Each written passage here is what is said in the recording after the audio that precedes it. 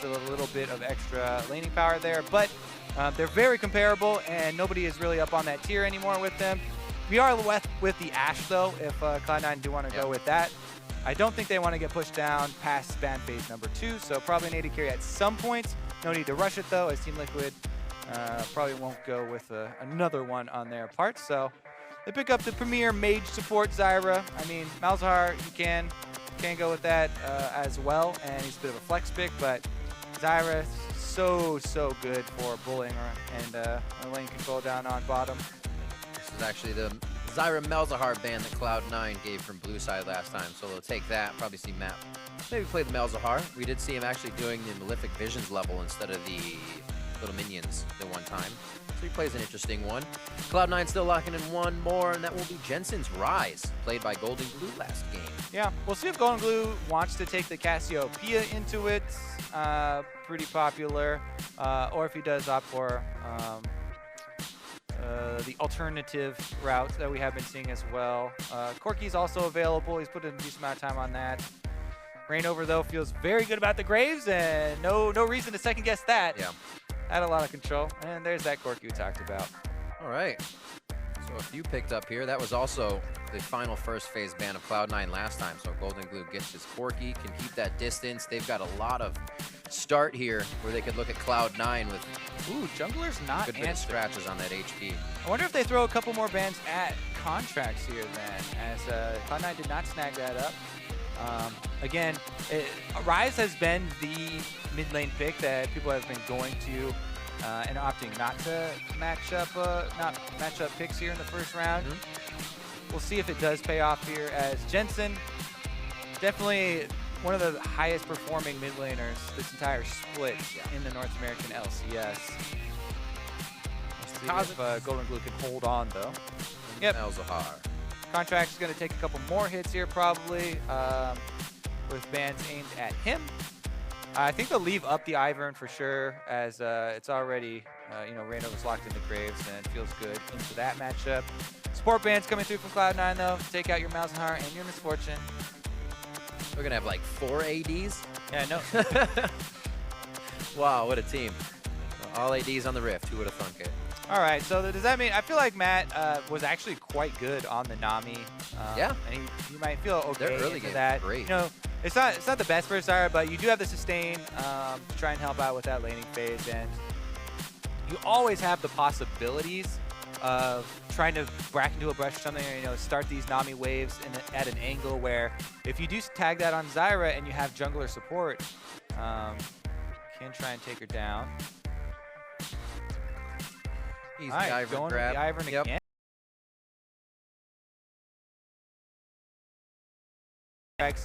Can have a bit better position, because one of the things with Ivern is you are keeping track of a couple of different points on your screen at the same time.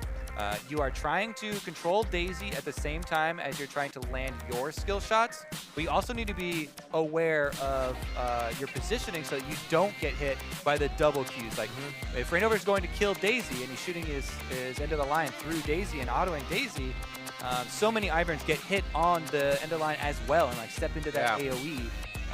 It's one of the more tricky parts about Ivern is keeping track of landing your skill shot, plus your positioning, plus your Daisy control, plus your redemption activation, and of course your push placement for your prevention.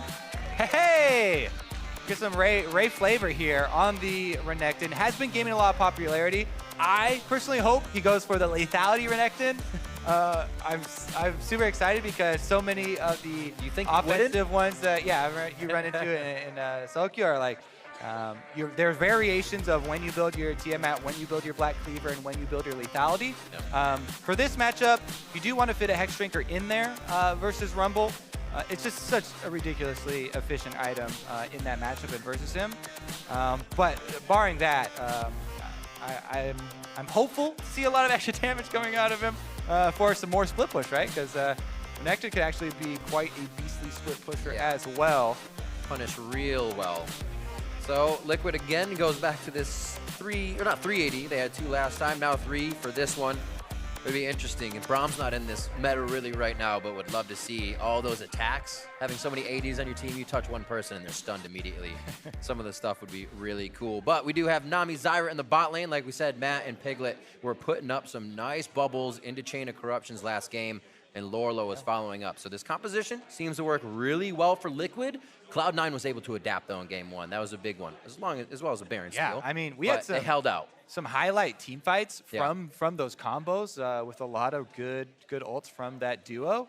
I don't know how repeatable those are, because those are hard skill shots to land, and it definitely does take some coordination. If they're able to keep that level up, though, definitely some exciting team fights, and we'll see if they can have some similar ones to the first half of the game that we did see from Team Liquid, or if Cloud9 can close it out 2-0. All right, let's hit the rift running. Here we go. Game 2, Team Liquid versus Cloud9. Does Cloud9 still have that momentum, and can Liquid shake off game 1 here as they come into game 2? Looks like Linus, no, not really Linus scrimmage. We'll have a little early warding on Contractz side. See some defensive positioning. They want to get a ward in here, so you can get a beat on where the Ivern starts. As we said, Ivern's going to prep 2 camps, go smite one of the other buffs. Depends on where his enemy is to see if he goes for the invade or tries to cross map for himself. This is a good sign for Renekton. He's got the fervor. Yeah. See how much damage Ray goes. If he stays true to himself, you know we'll see some DPS Renekton coming out. This is when we build him up, and then he just builds like Spirit Massage and defense, and you're like, wait a minute, what? Well, regardless, it is a very scary lane because Renekton has his own personal targeted stun plus the gap closer, and that with Ivern is just insane amounts of pressure. Ivern can do lane ganks. You know, he can wrap around through these side brush. He can come up over blast cones. And with him lending an extra slow with the exploding shield, as well as landing his snare after a Renekton point and click, it's definitely a lot to worry about in that lane. It feels so much better for melees and root caller. Renekton getting in there, you're just slicing things. Yeah, we'll see though. ReignOver has done a pretty good job of controlling him thus far in the series. So he keeps it up, starting on his bomb side. ReignOver, by the way, has taken to that Raptor start, which has become pretty popular. Get your little bit of extra experience at the level 1, where you get your bonus from your level difference on all of the small Raptors, and then going right into the red. Graves is definitely one of the junglers you can try and do that on. He's off to a pretty good start for himself. See if he meets up with Contractz. His Contractz has again gone with the pretty standard defensive 2 preps into his own blue smite. No invade. No health, no problem. Quick steals up for him. No real trouble in any lanes yet. Everybody's starting this one off calm. Level 2's hitting the bottom lane just about the same time, so we didn't see the same amount of pressure here from Matt and Piglet with the double bubble. As well, you got to figure Sneaky and Smoothie are playing this one a little bit different, but Smoothie, nice brush control to start off. Also, Ashe has a very good laning phase here. When you're coming out both of them just with the longsword pots, the lethality build differences don't even take account, and Zyra is able to get the heal out of Piglet here. So early summoner blown, that's a small advantage. Heal does come up fairly quickly. Also does give you life that you can hold on to, so it's not the biggest of summoners to blow. But regardless, the confrontation has attracted Contractz. I love seeing the confidence of how long they hold that heal too. Piglet went down, but now without a heal, there's no speed there. Piglet still quite far out from the turret, allowing some shots in, trying to bait Contractz into a turret shot himself. His shield goes down. And notice, ReignOver immediately, actually he was already going for the invade on Ivern, as Ivern is a very invadable early jungle here. He's going to take away the Krug money. They do have a very reduced experience on the first one, but still good money in those Krugs, and definitely worth doing. As Ray, respecting the jungle difference here, knows that Contractz ganking bottom, can't move up at all, and is doing just fine as far as CSing. Small discrepancy. Nice little farm technique there, slicing the last casters. Just enough damage for the turret. So, lane's pretty even. Oh, go ahead. I guess he doesn't want to give away that he's recalling here, but if you're just saw the Ivern as well. You could pop the plants. I really like controlling the Squire's Bloom plants. The only problem is that when you pop it, it does give away your position as it's globally visible, but he leaves it here and Contractz will take it. Luckily for them, no wards around for him to snag with it because they were placed very deep in Contractz' red quadrant. That's why they know exactly where he is. Yeah. We just saw the pings from Liquid saying just to the left of mid might be warded. Find a different path. ReignOver. Let's go. And on Lourlo, Renekton all in. Ruthless Predator locks him up. Ray got to the backside to make sure he wasn't eating that Flame Spitter, but both come out in a wave of minions. Pretty hurt. Yeah, we got to check on experience because actually rushing to level 6 here, if they're in the middle of the lane, is very big. Yep. And you could see flashes blown. Looks like Ray actually is a little bit behind. Bottom lane is getting ganked though, and Matt! Oh, flash right forward to Matt. You could see in the eyes of Contractz, the whole team had the right idea. Right, plans to stand there. Smoothie setting that one up. Matt, the one they want to target, no flash on the Nami. No heal on the AD carry either to even lend him any support. So really good focus from the Cloud9 squad. This time they're the ones able to punish bottom lane early. ReignOver though will take his toll every time you go bottom.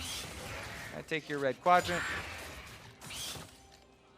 He's hovering the top side as well, so it looks like he's going to mostly be farming. And we'll see bot one more time. Smoothie knows he can flash on this because, as we said, Matt really flashed earlier, so guaranteed almost there. Flash snare from Smoothie, and really good punish, but a little bit reckless play from the bottom lane of Team Liquid that we have been seeing from them. Yep. You can see the theory, though, why ReignOver has been top so much, because you see this Renekton pick come out, and you're like, oh, God, they want to go all in on Rumble. They want to camp this side. They want Ray to get going as a split pusher again. So ReignOver's covering top side. Expect to find Contractz. Yeah. Regardless, though, it is the bottom side move as Ashe Zyra, a C9 classic, is so earning them early lead once again.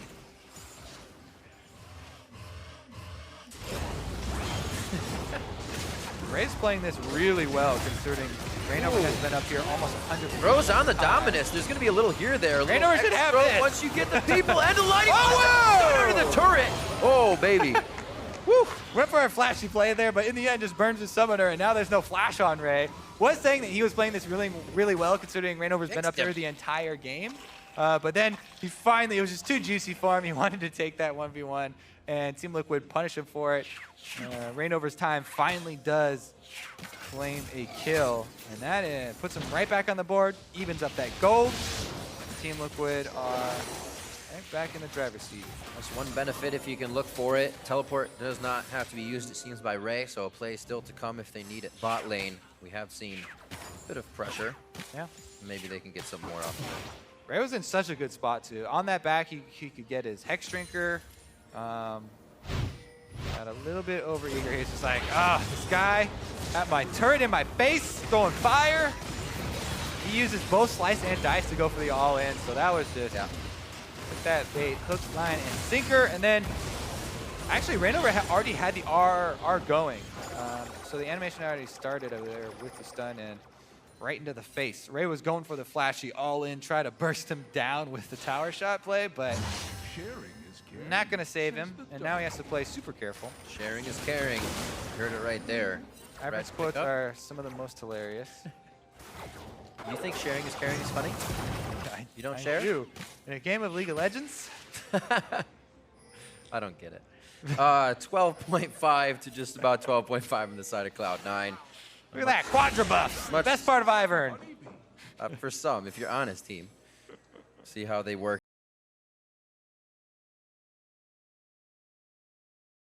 But nothing acted off of that, and we've seen ReignOver hovering that top side of the map. Now may deliver a little love towards the bot side. We'll see once he clears Krugs what happens. And we should go over like how do you play your weak side, right? Because this happens so often where a jungler is going to dedicate most of their time to one focused area because that area weakens over time. You blow summoners on the first pass, you get kills on the next pass, and you're chain timing the cooldowns of those summoners, and you can repeat these moves on their weak side. A lot of times it does come up where both those sides focused are different, and being able to gracefully play the weak side for your team is really an undervalued skill that people haven't really focused super heavily on. But this bottom side is definitely the weak side for Team Liquid, and ReignOver's trying to come down to clear some out. Actually, Contractz, I think he didn't see the ward go down maybe. Ooh, Skirmisher Saber, nice end of the line as well to connect on the wall. Contractz gets pushed out, and this is all after Sneaky had hog-shotted him in the beginning of taking Krug, so Cloud9 has been privy to that knowledge. Still fall a bit behind here. Good pressure from ReignOver. I respect that Graves. ReignOver is just... The CS he's been taking on top side, the kill they were able to get on top side, he's once again a huge monster, and you cannot go into a confrontation with him. Ooh, package? Yeah, they've seen him move this, so Cloud9 already, they're prepping a defense for this. I don't know if that matters, though. Chain of Corruption's just missed. Special delivery over to Smoothie, and he looks like he gets knocked down. Here comes the TPs. It's going to be a coast-to-coast. Lourlo has his in the top. He's holding it for now. We do see Ray is in the fight, and Jensen's going after GoldenGlue. Looks like he's got a choice here. Valkyrie does not seem to be up, and he goes down. And it looks like a few kills going over to the side of Cloud9. Yeah, the vision difference here as Cloud9 saw this in action. Jensen was watching GoldenGlue walk down the river with that. Yep. They knew that this was coming. And you can see Sneaky and Smoothie backed off. They got out of range of Piglet's ultimate.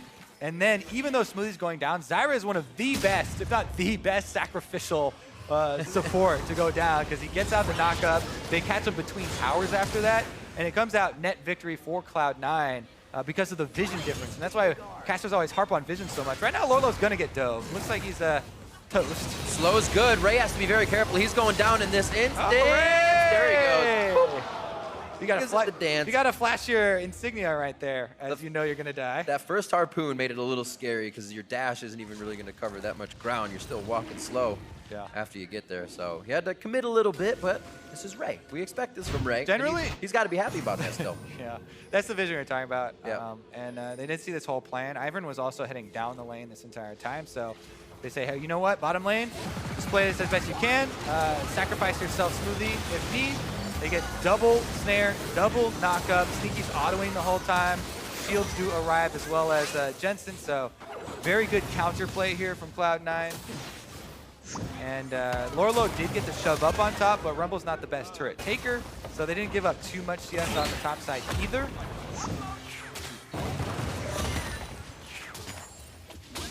Good damage from GoldenGlue. Just have to be able to get the result of the fight in their favor.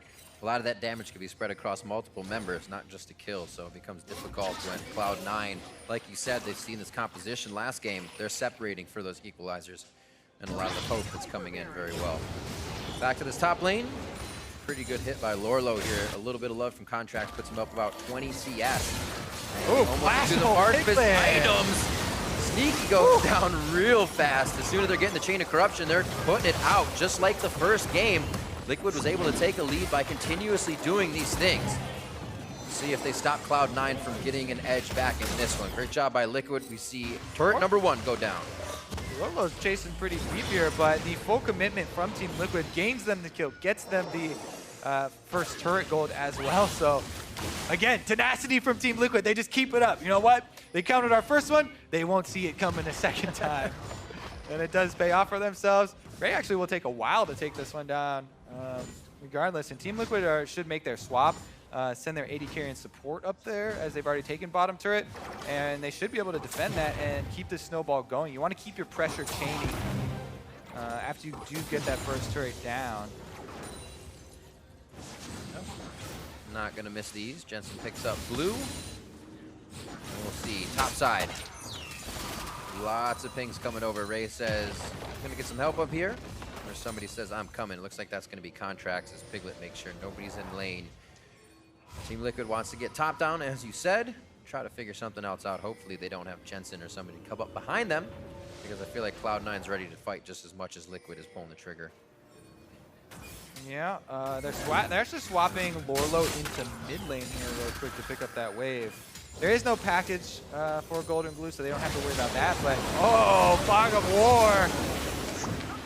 Oh, that's a sad Piglet. Matt has to watch him go down as he delivers the exhaust, but can't get much else to connect. Cloud9. Surprise, surprise. Patience. Piglet unawares, as well as us. That puts a huge hamper on the turret snowballing that Team Liquid are looking for here. Package now picked up by GoldenGlue, but with your AD carry taken out, very difficult to make use of it. Matt's gonna have to dodge. Oh, line flash. Nobody saw it. Hey! Here comes out! No, he gets it out! He's gonna be alive! Matt, no, he lives with a sliver of health. They can still go for the kills. Lourlo, haunting guys completed, not a whole lot of power behind him. There's the root, they're gonna be able to get it with Sneaky. Now on to Lourlo. Matt tried to stay for a little bit longer, but Liquid actually feels confident to keep going in these fights. They see slivers of health, but it's only a trick, it's all a ruse. Cloud9 still come on top. And 9-4 here, 15 minutes in. Piglet's gonna be the last one as he just comes back up, but is not tricked back into the fight. And the Yants go marching in one by one. Team Liquid lose 3, and that will be so much pressure for Cloud9. Not to mention the mid-game kills, but pushing top lane, that turret is definitely going to go down as Contractz will join the party as well. And they should be able to shove out all other lanes. Pretty good outplay there. I actually want to see that team fight again. Daisy needed one more auto to kill Matt, but couldn't catch up to him. Even without that kill, though, Cloud9 kite their way out of this one. And it kind of all started from top lane. We'll get to that as we watch it again. All right, so there's the arrow going to land, and the exhaust actually denies the extra damage from Ryze as well to keep up Matt. Contractz is going to have to flash away from this one. He tries to dodge around, does dodge it. Then GoldenGlue is looking to clean up these kills, and Lourlo wants to help so badly. Oh! Hey! Hey, Piglet's dead again. Sold. Back to the future! Like 16.5 in, we see that Contractz and Piglet are down. 10-5. So Piglet just came back up, went down. As I was saying before we mentioned that, we saw Piglet very far out in that top lane. As we thought they would take down another turret, snowballers, and snowball the turrets, Cloud9's able to get one kill, move mid, and just start kind of dissecting the game a little bit. Another fight there, puts it in C9's favor. You know what I spy, Riv? An extra long sword here for Ray. Might be going with the tier map, might be going some lethality after his early, early shield. Are they trying to bait into this Ryze ultimate? A lot of members of Team Liquid are around. Okay, not gonna take that one. All right, we haven't seen any focus on the Drake though. Team Liquid returns to this top turret. I mean, Piglet really has it out for it, but Cloud9 keep turning it around on him and kill him before he can claim it. That means that, you know, so much of this time around the Drake. Oh, okay. 2 versus 1. Who lands the snare? Scrap shield. Ooh, big wall flash. Nice job. Whoa, Smoothie Over the wall! How smooth is it? Gets the shield from Ivern. The bait in. Does he stay alive? Oh, he goes down. Nicely done. They make sure to get 1 for 1, but that's been pretty much the story here. If it's not Cloud9 coming up with a huge fight, Team Liquid is slowly turret, though. able to answer back. He does Got the it. top. Success! And no Drake given away in exchange for the turret either, so pretty fortunate there for Team Liquid. Even though Lourlo goes down and he gets counter kill, and Piglet got time to take out that outer turret. So they actually, I think they're quite happy with the effects of the last few minutes here. And that's impressive considering how much vision, you know, Cloud9 were working with. They had definitely more deep wards. Team Liquid are coming back with quite a bit more now, but able to put themselves in the lead gold-wise. They still have to be very wary of what Cloud9 is going to engage with. Mid turret still stands for Team Liquid, helping them to stave off C9 from getting too many deep wards, but that doesn't mean they won't just fight you for these dragon positions. Ocean Drake is next, and going over to C9. Yes, sir. All right, so some of the control wards still stand, even after Team Liquid's trying to clear them out, and that will finally be the Ocean Drake picked up for C9. Pretty late in the game, but still will add definitely some benefit. Now, this is also the stage where, you know, Ray's teleport is coming back up. He's going for the cleaver next, I would assume. Actually, super frontline Varus here. Good flash. They saw Ray on a ward tucked towards red. Maybe they wanted to activate. That could have been GoldenGlue's package in as well. Also, Jensen bot, but again, Cloud9 able to dodge all of that. I do like Piglet's willingness to go for these flash ultimates on Varus. So he snagged Sneaky on the first one that was bottom lane, and this one, Sneaky only gets out by flashing as well. So while it looks like, oh my goodness, that's crazy aggression out of nowhere, there was a flank from GoldenGlue coming up with the package, plus he traded flash for flash with Sneaky there. So we talked about kind of comfort. That's kind of Piglet's comfort play. The guy pulled out Twitch coming into the first week. Player of the game for himself. Jensen slowed down, pops him in the last one, able to answer back with a kill. But the aggression of Piglet now answered by the aggression of Jensen in the bottom lane. Yeah, Realm Warps again and again. He's looking for Lourlo because Lourlo, no magic resist, no completed Zonias. He's so squishy here to Ryze, and Jensen just beats up on him. He's got both key items for Ryze are completed. The Rod of Ages is almost fully stacked, close enough with 8 stacks there. So Jensen really hitting that spike for Ryze right now. 4 kills to his name as well, and very easy split push that we're talking about with Rei having his teleport and Ryze being incredibly powerful in the 1v1s. ReignOver again, doing what he can. 5-2-0 here for the team. Had pretty good Graves game in game 1. Just cannot seem to be at these fights to find their results. Cloud9 seems to be finding Piglet somewhere, finding Matt somewhere. And as well as Lourlo this game. 4 deaths for him in that top lane as he's been fighting against Rei. Yeah, and in Cloud9. This time around, Cloud9 are packing quite a bit of crowd control. Every single player on the Cloud9 roster right now has their own forms of hard CC. So that makes life for a triple AD carry squad and then a top laner without crowd control on Team Liquid side very difficult to navigate team fights. There are so many abilities that the members of Team Liquid have to dodge and have to look out for that it makes this game much more difficult for them to pull off those really impressive team fights that we saw from them last time around, and that's why they're kind of going for these picks and they're kind of throwing these waves out there, going for the flash Varus moves, because they really need to be the ones that get the first move, get this jump on the Cloud9 squad, because the C9 squad, if they set up team fights with Daisy, with Rei on the front line on this Renekton, it's definitely much more difficult for them to work around. I'm always one to say as well, you know, it's great that they're trying things, but as well, those ults just being used by Liquid, they're not coming up with anything, makes Cloud9 feel so comfortable to approach these turrets, get their siege on.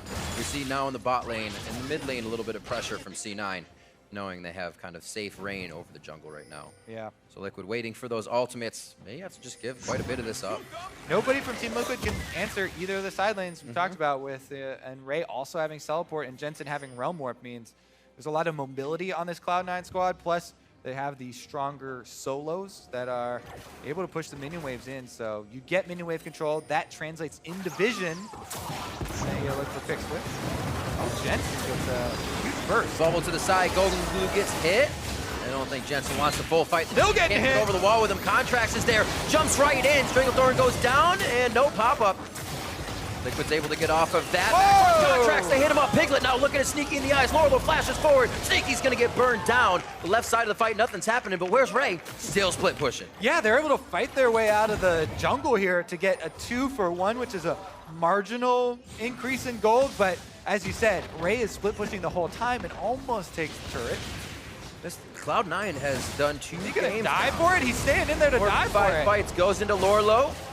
Lourlo close to overheating, calling in for ReignOver. They're going to be able to close this one out, but that's quite a bit of damage coming from the Croc as he goes down. Yeah, but Lourlo able to trap him under the turret with the slows, clears out the minion wave, nice usage there. And they claim another kill, so it ends up being 3 kills for 1 after the gate is done. Redemption comes down to go for the nice redemption. Nice deal there. Well, even though GoldenGlue did get hit, it takes Contractz going super deep here on Ivern to keep up the snares. And then again, Piglet lands a chain of corruptions right onto him. And once they take down him, Sneaky finds himself without any peeling or any allies around. So it was an easy cleanup that Lourlo didn't have to use his ultimate for. Difficult to get into those fights when you don't have that mid turret down. Not that they won it because of that, but vision wasn't pushed forward. C9 overextending a little bit, but still able to find a few kills. And back out 42, just about 42K. Surprising to see Liquid making these changes after such a tough start to the season. They really have, as GoldenGlue said, seemed to talk out a lot of the issues that they had. Fights seem more on a ward, so no huge panic right now, but they see it at 4,000. Who's gonna get in there for a miracle steal? Looks like Team Liquid should be able to smite it. Smite it! Goes in. It's going to Piglet. He actually is able to get down the Baron. We're gonna see Ray falling very fast. Contractz from the rest of the team want it. Realm Warp up, Realm Warp down. Not really used onto that one, just for maybe a bit of separation. Baron back now. For Liquid, this is what they were looking for in game one. No steal from Sneaky. How do they proceed? Yeah, it's such a huge sneak there. I mean, Cloud9 are going to try and get something out of the trade and get an outer turret down, but that's very little in comparison. Really good sneak here from Team Liquid. I would definitely actually want to see the setup for that one again, as it seems like Cloud9 had a decent amount of vision around, but really good power through on the Baron for Team Liquid means they can push up and get quite a bit of gold here. Got that Leandry's 80 carries across the board almost. Of course, they will drop that Baron. Take that chance, 25 minutes in. Seen it before, Liquid at the doorstep of Cloud9 so early. And this time, Ray's actually not in position to pull them away. They are gonna go back and forth here to see if they can drop the outer turrets though and play it safe. Lourlo pulling up the cavalry here, Baroned up minions. Yeah. We'll see how C9 reacts to the pressure. They've got a package ready with GoldenGlue. They've got Baron buff, so it's these turrets are so dangerous to defend. Don't want to. And these ones, though, you definitely do. They're still going for Ray to split. The plant damage. Daisy comes down, kind of prevents them from getting closer into the base. Ray, with one turret down, is now going to be onto his second tier, which calls Team Liquid back. Good defense that Contractz is putting up on the Ivern here. And we see Liquid backing off to go for another set. They're going to get a hawk shot down on that Drake. Looks like ReignOver might be able to stall it. But yeah, here's a cool replay that we're looking for on this one. And it's literally just Cloud9 so far away. Piglet zones off Sneaky here. Yeah, that was big. Nice, but actually, man, that's such good cover fire. Piglet is zoning a really large distance, but and then he gets Baron. Yeah. It's too late. Team Liquid catches Cloud9 sleeping. Got to make sure it happens again, though. Cloud9 is not one to give up, and they are obviously way more awake after that sneak. 2,000 gold in the favor of Liquid. We saw a 3,000 gold difference, but it does not mean much to Cloud9. They can close that in a fight. 5-0-4 Jensen looking very good on the Ryze. The rest of the team as well have a few kills to keep those items completed. 2 core items for Liquid have been there for quite some time. We're seeing the results of that Baron. A little bit of pressure that's working for them. Let's see if they can keep this up. Yeah, and this, if they can win this one, what a ridiculous morale boost for Team Liquid this is going to be. Coming back right after that last game, which was a heartbreaking, Baron steal, and then finally turn around to lose out. But Team Liquid here are going to try and complete this siege. There's a lot of deep wards for Ray to go on, but they could just make a call for him to keep split pushing as they've done. Yeah, very low turret. He at least gets this turret and comes back for the fight. It's going to be an inhibitor for one. Ray is still going for the attack. He's got a few swipes. Does he teleport immediately after? Looks like he's going to go forward, and so will Liquid. Jensen pushing him back a bit. They know they have to dodge the AoE. Right too close. The burn is there. He gets the kill. Coming in from Piglet. Ray's in now. He teleported. He did come in. He is slowly walking in. Piglet could be the first one in his eyes. Throws down Dominus. Goes for the back line, looking for a quick double kill. Lourlo with the flame spitter, and Zanya's onto the front. Ray doesn't get anything out of this, and Liquid seems like they were ready for the re-engage. They turn around. Can Piglet get the shot on a Jensen? Fires for the long one, but goes for the right side to Sneaky over his shoulder. They've got Baron, though. They can keep on the pushing inhibitor it turret, and they have a lot of minions, Kobe.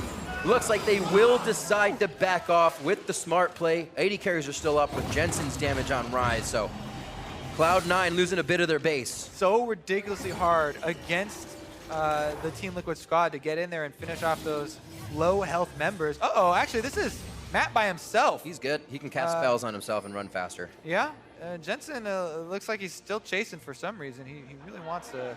He wants to. All right. All right, you can walk away. I'll take the minion gold. But man, Team Liquid coming out in this series and really fighting. A lot of people after their victory over Echo Fox, and Team Liquid talking about, oh yeah, we had a really good talk. We turned a corner for ourselves last week. A lot of people were still unconvinced and needed, rightfully so, some more to show, but they came here to play as GoldenGlue is in on this one. Piglet's still sniping from the back line.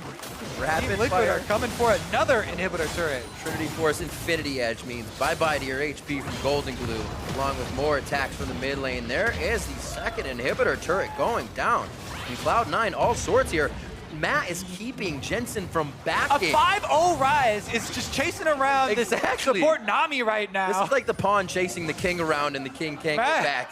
Matt's toying with fire, but it's really working out because he's keeping the most powerful member away from the base, and the base is gone. Absolutely incredible. All 3 inhibitors around the horn have been dropped. He realm warps away just to get away from Matt. Oh, man. Matt just... Great plays. Matt's the true siren here. Baited and outsmarted. Jensen, all of the kills go to nothing here. All the farm goes to nothing, and their base is gone. He gets home. No inhibitors left. In and out. I believe that was Ryze ping on the Nexus turret as you look at the bottom side of Team Where do we Ultimate. go next? The only thing they have left standing. I'm going to get this. Don't worry. All right, let's see this again. Sneaky steps up. He has Contractz safety, but they are just not both sides of them, just the right side of them, completely owned by Liquid. Team Liquid, look at that. They had full vision in the blue quadrant here, so GoldenGlue came out of the fog of war there. They trapped him. Piglet was also baiting. Elixir of Wrath out for Piglet. Bit more oomph to his attacks once he pops that. I'm sure everybody else is putting whatever money they can into elixirs as well right now, as we are getting close. 13-13, but with a 5,000 gold lead now. Liquid's largest over Cloud9. And now they move to the top side. C9 trying to play the fog of war game. That's onto Lourlo. Nobody wants that attack, though. They're making sure Jensen still is safe. They put the meat wall up in front of him, and they cut the wall down. Contractz is out. Ray's locked up by the chain of corruptions. He can't deliver back with the Renekton's dominance either. And now they're making their way into the base. Liquid saying that last game was a fluke mistake. This is our Baron. This is our game, and they are now onto the Nexus turrets. There's the arrow coming out. Nobody can aggress onto ReignOver. Smoothie, no ultimate Stranglethorn to disengage the team. Arrows down, Jensen's up. He's got the last bit of real AoE they can deliver over to Liquid, who is low, but have their eyes set on the Nexus. We're going to be going to a Game 3. Beautiful Game 2 by Team Liquid. Team Liquid making a really good case for themselves to try and put a stop to Cloud9's undefeated streak thus far, as they came very close in game number 1 and finish out game number 2. The first real scatter coming in this one, obviously for the Baron, but that play for Matt to stop Jensen gave Liquid so much time in the base. And there's not many times that we see Cloud9 not be able to quickly repair something, quickly get something back, and that was one of those times. Props to Liquid for pulling out a great second game, but now they have to do it again, and you have made C9 angry. Looks like Team Liquid are angry. ReignOver is on fire with his good point. grades. That's a good point. Piglet especially, because Piglet and Matt, man, they got a lot of flame in the last couple of weeks, and it was deserved, considering the play they were putting up. But you know, this looks like a revitalized Team Liquid roster. We were laughing like, oh yeah, you guys, turn around a series and you're all good to go now. But holy moly, they really look like a different team. Whatever they did, the fire is lit under them, and we've got our analyst standing by to break down that series tying win. Thank you very much, Riv. Holy moly! Team Liquid victory. Yeah. How did this happen? Explain it to me, Azael. Help me make sense of this series so far, because these 25-minute Barons coming through, decisive Baron calls by Team Liquid, but still riddled with mistakes in other areas. They are able to craft the victory here this time around, though. They are, and I mean, the funny thing is, if it wasn't for a missed smite, this is probably a 2-0 sweep over the undefeated team. That's right? actually a really good point. And as far as where it's coming from, look at ReignOver. He's smashing. I mean, he was, what, 10-1 in a loss in game 1. This game, he was smashing people on Graves as well. I think the fact that they have him on something that is really, really strong in the meta and that fits his playstyle is great because he's able to stay healthy in the jungle. He's able to have good pathing options. He has good teamfight power without having to play an assassin, which he never looked as comfortable on. So it's kind of like his Rek'Sai of old. It seems like he's found his niche a bit. I was about to say, I mean, especially into this Ivern matchup here with Graves, it gives him so much agency to just walk into the enemy jungle. I mean, we saw him up on Contractz Krugs like 3 or 4 times, 3 spawns in a row, essentially. Contractz was never farming his own jungle. And of course, those CS numbers lie to you a little bit in terms of where the actual status of the junglers is, but he had a 2-level advantage pretty early on into the game. Contractz was able to climb back.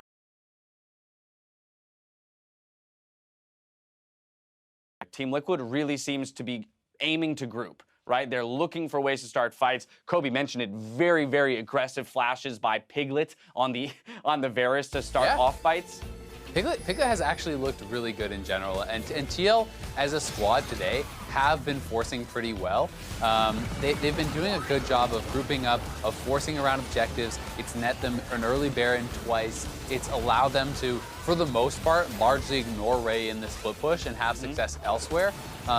Ray, for his part, has not really been having the kind of success you're used to seeing from Impact, and that's a question for me. Do they actually swap Ray out for this last game? I would say absolutely yes. I mean, if you're looking to actually get the victory as opposed to allow for a learning experience and kind of an understanding of the pressure and all of that, maybe you'd leave him in. But I think for the purposes of winning the series, you've got to throw Impact back in. The team looks like they look so much crisper with him up in the top lane that they actually know what they're doing. You mentioned that, yes, they are relying on this split push, but the split push doesn't seem to be winning them. It's lost fights where he's not TPing in and, oh, hey, we also get this turret in the bot lane. Seems to be how the split push is coming together. And it also kind of feels like, I mean, so the beauty with Impact is Impact seems to be able to get away with split pushing, even on not the kind of just solo split push champions. Like, obviously Shen is split pushy, but it's not the champion that just kills all your turrets and everything. Right. But the way that Impact plays it, it seems like he's able to have the best of both worlds. He's able to split push. He doesn't die. He's up in CS. He's always there for the team fights.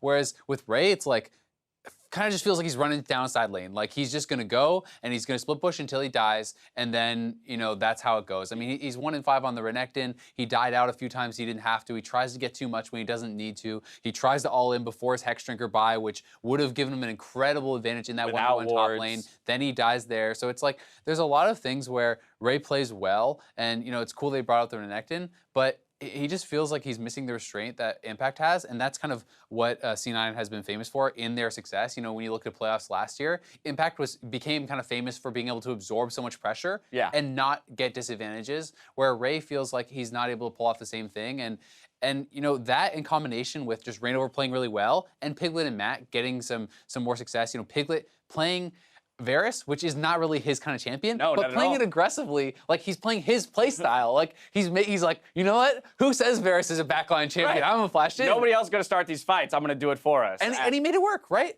Absolutely, absolutely. I want to take a look at one more fight. This is 15 minutes into the game. C9 is actually going to win this one 3-0. Both of them, however, being C9-focused replays. You see here, still some of those mistakes from Team Liquid that are allowing the games to remain as close as they are. As you mentioned, Game 1 ending up going back in C9's favor. Yeah, I mean, there certainly haven't been the cleanest of games, and this is one where TL probably should have just kind of counted their blessings when Matt didn't die and backed off. But, it's kind of like a bad Kung Fu movie where the bad guys are coming in one at a time trying to fight them all, and it's like, oh, okay, GoldenGlue goes for the 1v3. Oh, now Lourlo's in there, right? And it's like, really, what's happening here, guys? Come on. Like, you're better than this, and this is something where they need to show some restraint. They need to clean it up because, for a lot of the game, especially in the early game, it was like, oh, O2 AD, O2 support, O2 top laner, O2 mid laner, whatever, and ReignOver is smashing, right? So if people play a little bit more intelligently, I think that TL can look really good. And if ReignOver returns to form, TL's stock rises incredibly because this is a guy who was not only just like the best jungler in NA, he was considered the best player in NA period for a while. He got a league MVP and stuff. So if this guy is on, TL could make some waves in the league. And he's picking up player of the game this time around. He would have gotten it in Game 1 had they won the game. Yeah. But this is my question to you now. ReignOver has had 2 hot starts here on Graves. Early kills going in his favor in both games. What does a Team Liquid look like where ReignOver doesn't get off the ground? Well, and that's the question, right? And we've seen that in a lot of games this season, and they don't look that good because, GoldenGlue, even in this game, he did have some contributions, but he's losing lane. Bot lane has been generally losing lane. Like, everyone is kind of losing lanes, and they need help from ReignOver. They need him as that superstar player to be getting ahead and to be getting advantages. So, look at Cloud9 to try to disrupt that in the draft, either take the Graves away, ban it out, do something to maybe put him on a champion where he could be less impactful. Yeah, above all else, I'm most curious to see if they do bring in Impact here for Game 3 and how different C9 might look with Impact back in the lineup. Now, this series is going to a third game, so meet us back here in a few minutes to see if Team Liquid will be able to hand Cloud9 their first loss of the season.